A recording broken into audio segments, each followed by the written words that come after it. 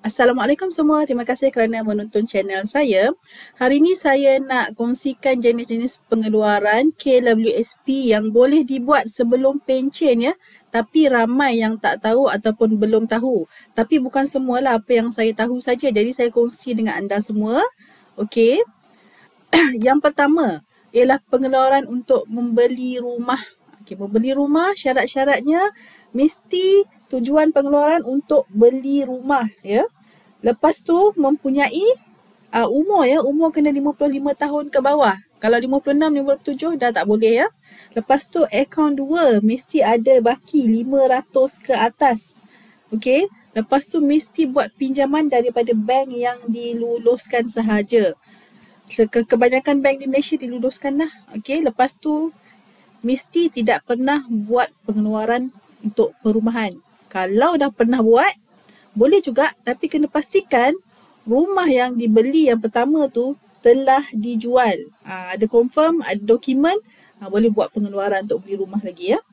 Okey, selalunya untuk beli rumah ni, dia punya perbelanjaan ialah kita nak bayar down payment. Kita nak bayar down payment untuk pembelian rumah ya.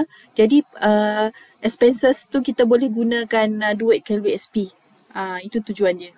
Okey, kedua iaitu pengeluaran untuk membina rumah. Tadi untuk beli, sekarang nak buat rumah. Okey, syarat dia sama. Umur kena 55 tahun ke bawah. Okey, akaun KWSP 2 mesti ada RM500 ke atas. Okey, nama nak bina rumah tu mesti atas tanah nama ahli ataupun pasangannya ya. Lepas tu pinjaman mesti kita buat daripada bank atau boleh dibayar sendiri. Tapi kena ada surat perjanjian membina rumah.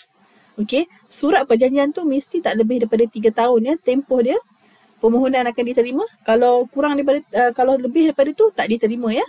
Dan sama juga syarat dia mesti tak pernah buat pengeluaran perumahan dengan KWSP. Kalau pernah, kena pastikan rumah yang dah kita buat tu dah dijual. Baru boleh keluarkan lagi ya. Okey, yang ketiga, mengurangkan atau menyelesaikan baki perumahan. Yang ni kena tahu, ini sebenarnya adalah pokok. Kalau kita buat pinjaman rumah, dia ada pokok kan? Kita nak kurangkan pokok rumah tu. Maksud dia, kalau rumah tu RM50,000, kita nak kita nak offkan daripada pinjaman pokok. Itu beza dia. Okey, kita boleh ambil duit KWSP, akaun 2 ya, untuk bayar pinjaman pokok tu terus. Okey, pertama, umur mesti bawah 55 tahun. Okey, syarat dia. Lepas tu akaun KWSP, akaun 2 mesti ada 500 ke atas. Confirm ya. Lepas tu mesti telah beli rumah atas nama ahli yang minta untuk pengeluaran tu ya. Okey, dan dekat bank masih ada baki pinjaman lagi yang kita kena bayar. Dan pinjaman daripada bank-bank yang dibenarkan oleh KWSP. Okey, seterusnya. Ini ansuran bulanan pinjaman rumah. Lain ya, tadi kita bayar pokok. Ini kita bayar bulan-bulan. Contohlah bulan-bulan kita bayar 900. Jadi kita nak bayar ansuran bulanan 900 itu. Itu maksud dia. Okey. Syarat dia sama, umur kena bawah 55 tahun. Akaun 2 mesti 600. Tadi 500, sekarang mesti ada 600 ke atas. Kalau ada 500 tak boleh. Kalau ada 400 tak boleh. Okey. Lepas tu mesti telah beli atau bina rumah kediaman dan bayaran ansuran kepada bank tu dah bermula. Kalau belum start lagi bayar, tak boleh buat permohonan lagi ya. Tunggu start pembayaran. Okey. Lepas tu masih ada baki tertunggak yang kita kena bayar setiap bulan. Dan macam biasalah, bank tu mestilah bank yang diiktiraf oleh KWSP. Okey, seterusnya. Yang ni jarang-jarang kita dengar. Pengeluaran pendidikan. Ya, pendidikan. Selalu kita dengar rumah je kan. Sebenarnya KWSP boleh buat pengeluaran pendidikan. Syarat-syarat dia yang ni saya ambil dekat laman web KWSP. Boleh tengok sendiri, kalau tak faham boleh tanya KWSP. Kita mesti ahli KWSP, berumur 55 tahun ke bawah. Jangan 56, tak boleh lah ya. Okey, lepas tu dia akan ambil daripada akaun 2. Jadi kita mesti ada amount dalam akaun 2. Lepas tu pengajian mesti diploma ke atas. Okey. Pengeluaran hanya boleh buat untuk tampung yuran yang tidak ditaja. Kalau ada taja, tak payahlah, tak perlulah, tak boleh.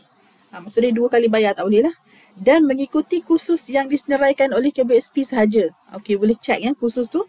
Kursus dan pengajian, diploma lanjutan atau setara, ijazah sarjana muda atau persamaan dengannya, atau ijazah pasca siswaza seperti PhD, sarjana. Lepas tu kursus profesional atau kemahiran vokasional ataupun diploma eksekutif ataupun diploma profesional di universiti dalam negara.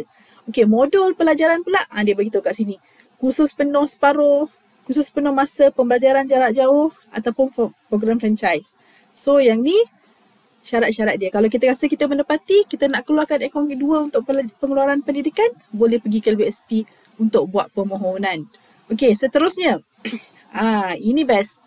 Ada tak orang yang dapat panggilan haji tapi tak cukup akaun dalam tabung haji? Dia duit tak cukup tapi dah dapat panggilan.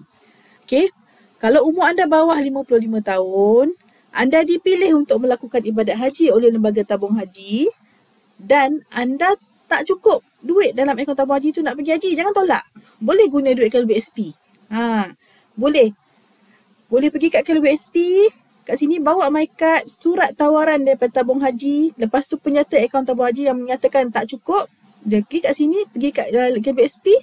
Kat sini KLBSP beritahu tak perlu isi borang, hanya perlu turunkan cap ibu jari dan notis pengesahan permohonan pengeluaran yang dikeluarkan di kaunter KLBSP sebagai bukti permohonan pengeluaran. Senang sangat kalau nak pergi haji ya. Okey, seterusnya kesihatan. Okey, kesihatan ni sebenarnya boleh dikeluarkan oleh ahli KLBSP. Ahli KLBSP untuk pengetahuan semua ada yang warga negara Malaysia, ada yang bukan ya. Kalau pekerja luar negara yang bekerja di Malaysia, mereka pun masih mencarum dalam KLBSP tau. Okey, lepas tu mempunyai akaun dalam simpanan 2 dan umur macam biasa mesti sebelum 55 tahun. Okey, syarat-syarat dia mesti dibayari daripada akaun 2 ya. Bukan tak ambil daripada akaun 1 ya. Untuk diri sendiri boleh, untuk ibu bapa, ya, ibu bapa kandung, akak, tiri ataupun tua itu semua ada, dia akan minta bukti. Lepas tu kalau pasangan anda ada masalah ataupun adik-beradik kandung, anak-anak kita, okey, anak angkat, anak kandung, anak tiri boleh kena sertakan dokumen lah. Okey, syarat dia macam biasa, umur 55 tahun ke bawah, ada baki dalam akaun 2. Kalau akaun 2 anda kosong, tak ada makna lah ya. Okey. Kos perubatan mesti tidak dibayari sepenuhnya oleh majikan. Okey, kadang-kadang majikan tanggung separuh ya. Okey, penyakit ataupun perawatan yang diluluskan oleh KLBSP. Okey, kalau pergi rawatan alternatif mungkin tidak diiktiraf lah, jadi memang tak boleh lah. Okey, ini untuk pengeluaran kesihatan. Seterusnya, pengeluaran hilang upaya. Selalu kalau hilang upaya ni kita nampak sok-sok je. Sebenarnya KLBSP pun boleh ya. Disahkan secara klinikal, tidak berupaya dari segi mental atau fizikal untuk bekerja oleh pegawai perubatan ya. Okey, ini mesti dinilai oleh lembaga perubatan KLBSP. Pergi kat kaunter tanya, yang kita tak boleh lagi kerja, kita warga negara dan bukan warga negara pun boleh. Yang penting dia ahli KLBSP. Okey, belum umur 16 tahun dan ada simpanan dalam akaun KLBSP. Pergi kat KLBSP, minta nasihat, advice, borang apa nak isi dan kita boleh dapat keluarkan ya. Okey. Seterusnya. Okey, sebenarnya pekerja-pekerja yang bukan warga negara Malaysia, bila diorang dah tak bekerja di Malaysia, diorang nak balik negara diorang ataupun warga negara Malaysia yang memang dah berdekat nak hijrah, bekerja di luar, dia boleh keluarkan ya semua duit KLBSP dia, akaun 1 dan akaun 2. So dia boleh pergi KLBSP minta keluarkan semua akaun duit dalam KLBSP dia. Tak ada masalah. Okey. Okey, seterusnya pengeluaran 50 tahun KLBSP. Pengeluaran umur 50 tahun. Sekiranya kita dah umur 50 tahun, tapi yang penting belum 55 ya. Dan kita ada duit dalam akaun 2. Kalau tak ada duit pun tak guna sebab kita boleh buat pengeluaran sekali sahaja akaun simpanan dekat akaun 2. Lepas tu tak boleh. So ikutlah kita nak buat sekali saja, sikit ataupun kita nak keluarkan semua.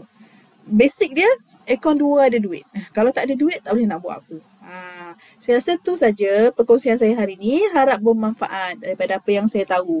Untuk detail lagi, boleh tanya KLBSP. Dan apa yang saya tahu, saya boleh jawab. Kalau saya tak tahu, saya minta maaf. Sebab saya bukan a part of KLBSP. Saya hanya memberitahu apa yang saya tahu untuk dikongsi dan bermanfaat kepada semua. Itu saja. Assalamualaikum.